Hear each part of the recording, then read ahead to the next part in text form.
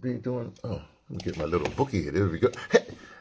Hey, Instagram, forget it, internet. It's me, T from the Pattersons, taking the train to Tibet. Hey, oh, shout out to Blue Light Brigade. We are in blue light. Blue light, you know blue light. Look, here's the thing.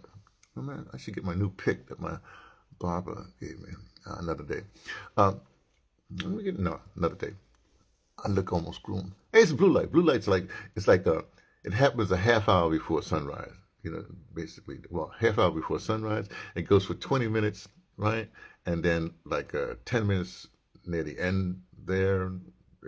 Then it's right before the the sunrise, the daybreak, whatever it is, right? Then you have that vacant period. So that 20 minutes before that vacant period, was the dawning to the ding. That's the blue light. I call it blue light. I know it has some sort of technical name because they you know what they do, but it's a good light, Anyway, so in the Blue Light Brigade, you know who you are. You know what we do. We wake up in blue light. We do a little exercise. We do that. I'm making some tea over there. You say, well, brother, I see you got a blanket on there. Cold. It's cold. I don't think it's that cold. Well, maybe I should look at my other. Now you see. Now I have. Oh, I turned it off. But now this is my old 1+7. Let me turn this thing on so I can see the temperature. I can see the temperature from there, don't I? I think it's something like I don't know what it's like. Anyway, I'll leave this alone. But look, it's cold. But the reason why it's colder is because since like last January, when it was hot here, I'm in South Africa right now. So it was here right before I left for India. I went to India, right? Now India is in basically the northern hemisphere. Now what happens is, between it's summertime then, if you want to put it that way. But it gets. I was there from January, February, March, April too. April. It gets very hot, really hot in India, like that. And then so I went from there, which was real hot. Then I went to New York, New York, New York, and it's hot there. And then down to Virginia, it's hot there. And it got really hot. In fact, it was so hot I really couldn't do about morning, my grand rising exercises or whatever have it. Oh, but basically, this is a grand rising report, by the way. I have a good report this morning for you. And why am I'm looking for the weather. Where am I? Oh, sorry, I got a weather today. Weather today, ooh, is 6 degrees Celsius. I don't know what that is. That's like maybe 40 degrees Fahrenheit. So it's cold. Anyway, so when you're there, and then basically I was in on the East Coast in the States from then. But basically I came back here to Southern Africa, and I was flying on my life day, so like the beginning of July. So it's winter here, right? And it's Cape Town. I mean Cape Town because we have the food and stuff. I'll talk about that sometime. And so, well, there you have it. There's the situation. Excuse me. So I have 6 months, 7 months of heat. Then I come plunge into this cold. So I'm cold in there because my thermostat is used to the heat. I won't because you just should do things at a pace. Let's put it that way. That's not the thing. So I mentioned. So it's right after my life day. Now, as you may not know, I follow what I call the Rosicrucian cycle of things. Right. This is bothering me. The Rosicrucian cycle of things, which basically means that, well, for our purposes, 52. Don't worry about that point. There's 52 days before your birthday, and then your birthday being the medium day, life day. But the 52 days before is called your crucial period, and that's when you're supposed to chill out. Don't do anything impulsively. Don't all of a sudden plan a trip. Don't get into arguments. Right? You got to really chill because it's called your critical period, right? And then your life day is like your neutral day. And then after that, it's like your reputation cycle.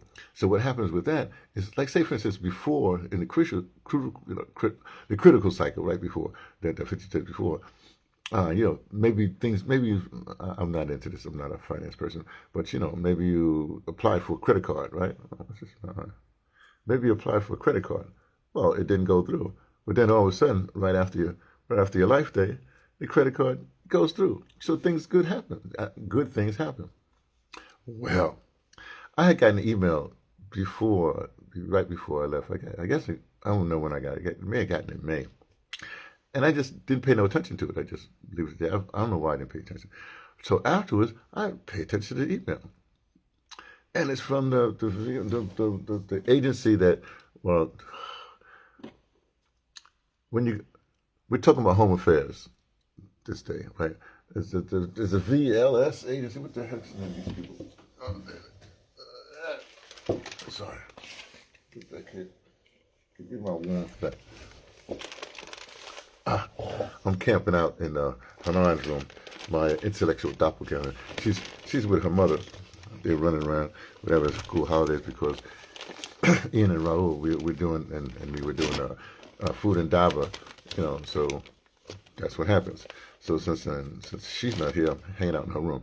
I'm camping out in her room. This is her loft bed up here, but I sleep on the floor. I'm used to sleeping on the floor. I like sleeping on the floor. I can't wait till I get back to India. Anyway, these people, VFS Global. Now, what happens is these people, what they do. Yeah, Johannesburg here. Anyway, what they do is, they do stuff. But this is they when you do your home affairs stuff, for your visas and stuff like that, they do the paperwork. Or they may guide you through the paperwork. So when they give it to the Home Affairs, it's all proper, and all Home Affairs do is got to really look at it. But the VFS has really looked at it, and they're worldwide. They just started in South Africa a few years ago, but they're worldwide. Anyway, so they sent the thing, and it's official as of that must have been May, 12 May. That's interesting. 5, 6, 7, 8, 9, 8, 9, 7. Anyway, so this was approved 12 May, and I just picked it up now, and it's my home affairs right there. It's my it's for permanent residency permit. So it's a permit, not even a visa. It's a permit. But all this means, everybody, it's not citizenship. All it means is that it's less hassle for me to go back and forth to South Africa. Usually you get a visa for 3 months, maybe. I have a visa for India for I think 5-year visa, something like that. So that's what it's about. So now, after all this time, I can go back and I can go in and out of South Africa, without hassle. Let's put it that way. Without what you coming here for? For vacation or business or that kind of thing. You don't get those questions. Okay, so that's done. But there's a saga to this. I've been in South Africa since 2000. Well, 2003. 2003, 2004.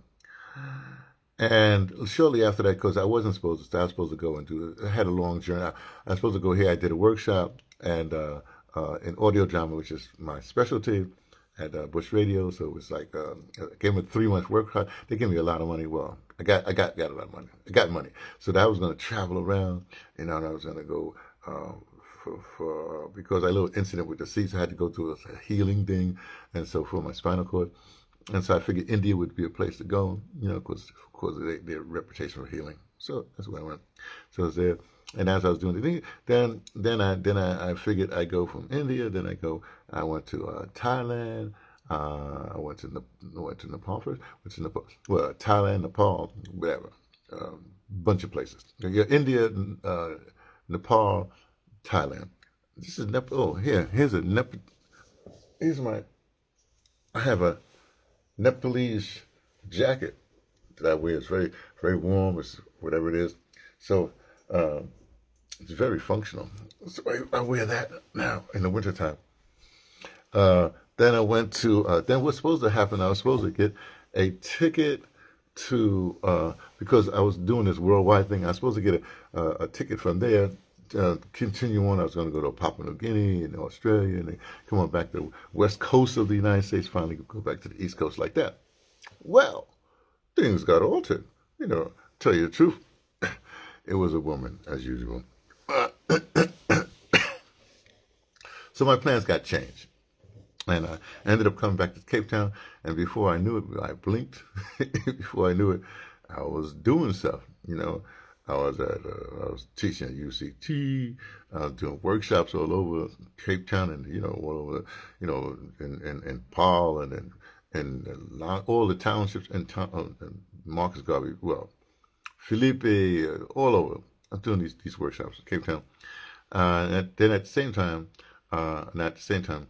But then I got a situation at a place called Adasa, which no longer exists because they went bankrupt or wherever they went to after many years, no vision. So I had an office. I had an office at Adasa, had an office at UCT teaching class, teaching whatever, and the Adasa thing was interesting because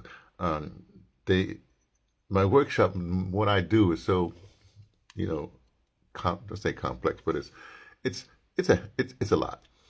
And so they said, look, we can't pay for you, nothing like that.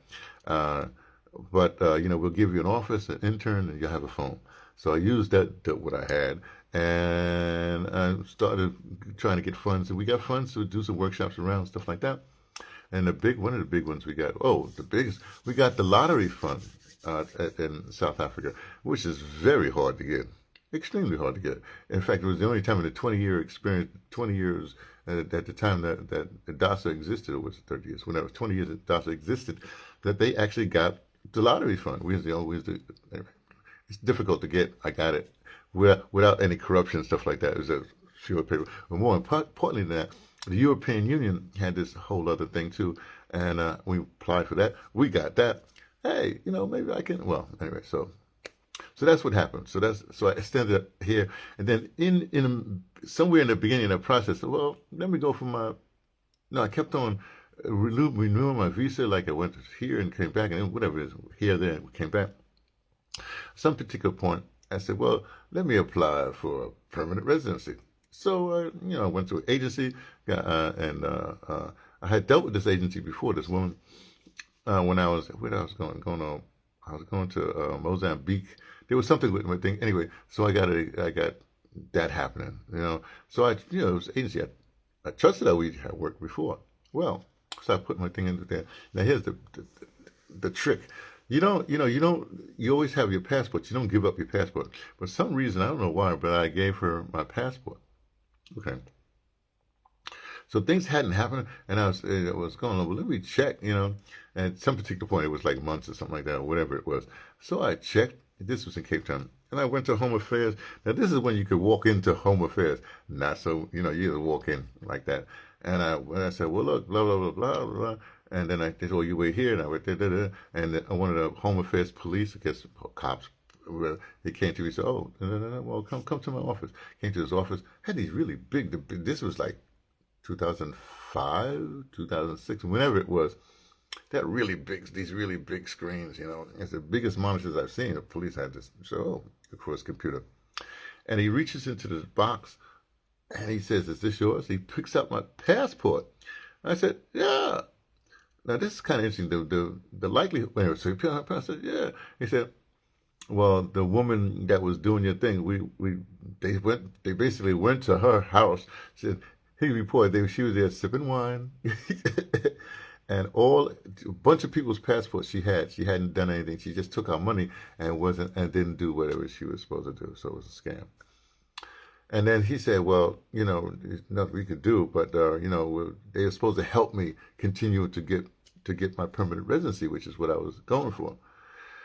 For skills, not skills permanent residency. And so I'm going like, okay. So they said it was going to help me. They didn't help me. So from then on, I kept on this. From that time on, every time I put in, something happened. They changed the rules. Then finally, somewhere in the process, maybe 2000, whatever it is, they hired this agency, which is like a global thing. In fact, I guess this agency does this all over the world. So to take the burden off the bureaucracies of countries that can't deal with this kind of thing. And I guess South Africa couldn't deal with the bureaucracy of their own whatever. So that's what happened. And then I kept on going, and then they kept on changing the rules, and then this agency came and they changed it. One time they changed it again. It was a mess. So here we are, 2025, 10 years or whatever years later, and oh no, but then a couple of years ago, because I had gotten married in the middle of that, and I think after like, yes, we were married 11 years now, but after 9 years, I think after 9, 8, like after 8 years of marriage. So, well, maybe we should go through, because they kept on changing the rules, and you give you had to have a special, this kind of, they was only looking for these skills to people. It was chaos. So I applied under the marriage, the marriage thing, so finally that came through, but it doesn't say here marriage here. It just says just permanent residency. So I guess it's just permanent conditions. The permit is issued once only and must be duly safeguarded. Oh yeah, okay, I better read these things. So this is a piece of paper, and this is how I get in and out of the country. I have to have this paper, and I don't think I can't even laminate it. Permanent residents who are absent from Republic for 3 years or longer may lose their right to permanent residency in the Republic. The period absence may only be interrupted by an admission and sojourn in the Republic, whatever it is.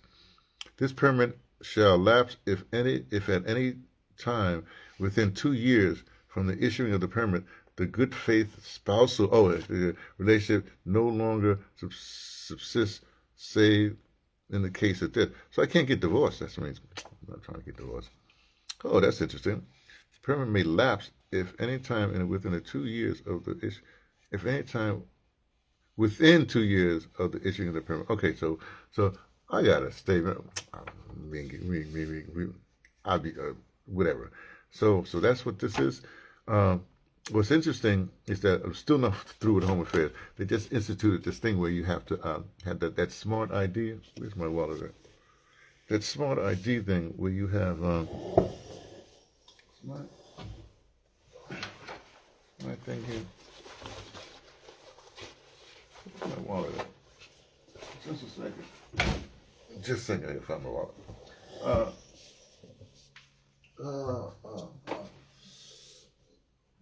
You're not here. What are you here? Where I put my wallet? I need my wallet. I'm sorry it takes so long, but I need my wallet. I don't know where I would. I thought I had it right there. Anyway, I can't. I need it today too. Oh, I think I know where it is. Here it is. I'll get a little warm by moving around.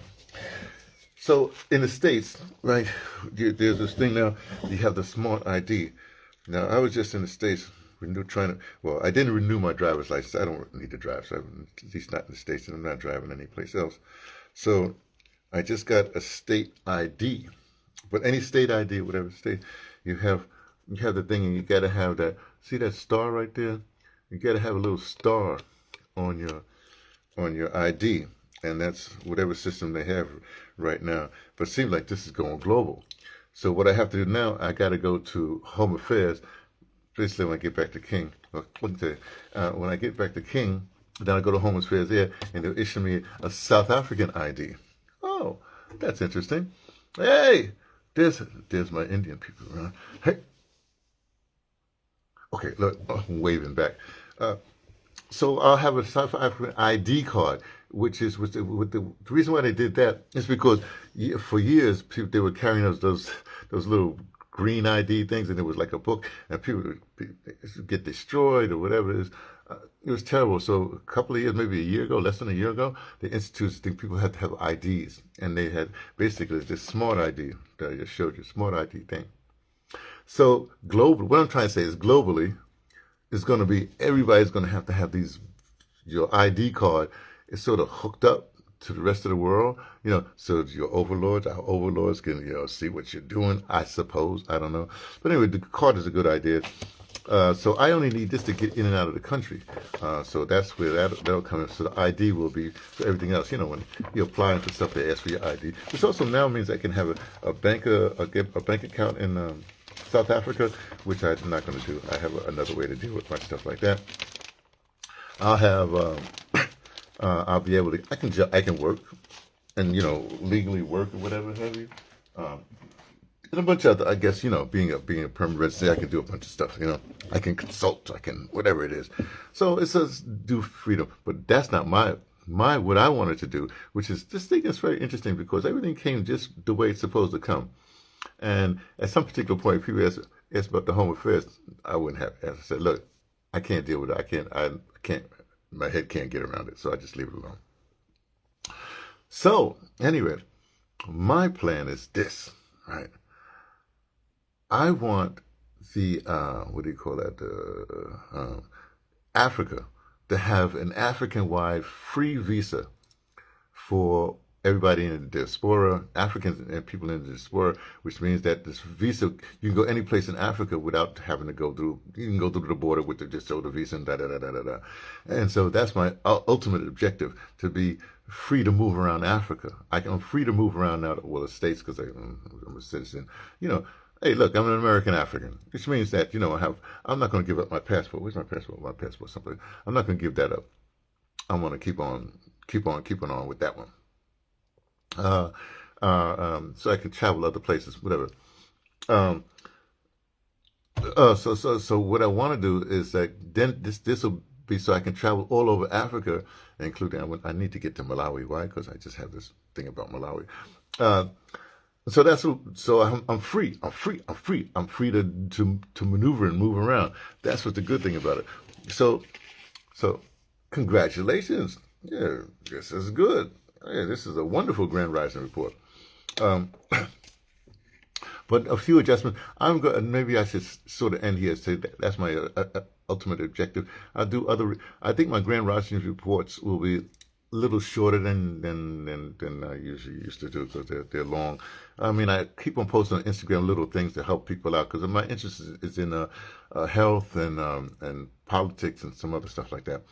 But here's the interesting. I was talking about the Rosicrucians thing, but I also go by numbers. Now this is interesting because the May 12th. Oh, that's right. When did that happen? That was May 12th. I said May 12th. That's the 52 days before my. Oh, that's fascinating. Whoa, let me look back at this. Hold on a second. Oh, the revelations here. So this was approved. Yeah, May 12th. May 12th starts the 52 days before my life day. So right before the crucial period, I had gotten my my permanent residency. Oh, that's nice. But I didn't pick it up until I picked it up July 11th, 2025, a few days ago, yesterday, whenever it was, right? It's a Friday.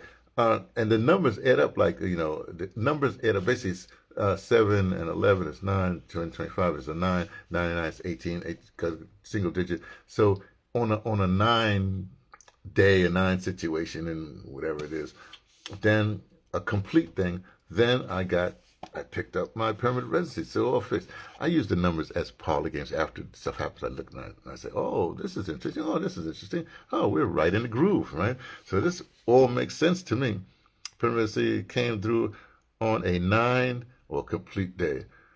So I'm in the groove. That's what I'm trying to say. I'm in the cycle.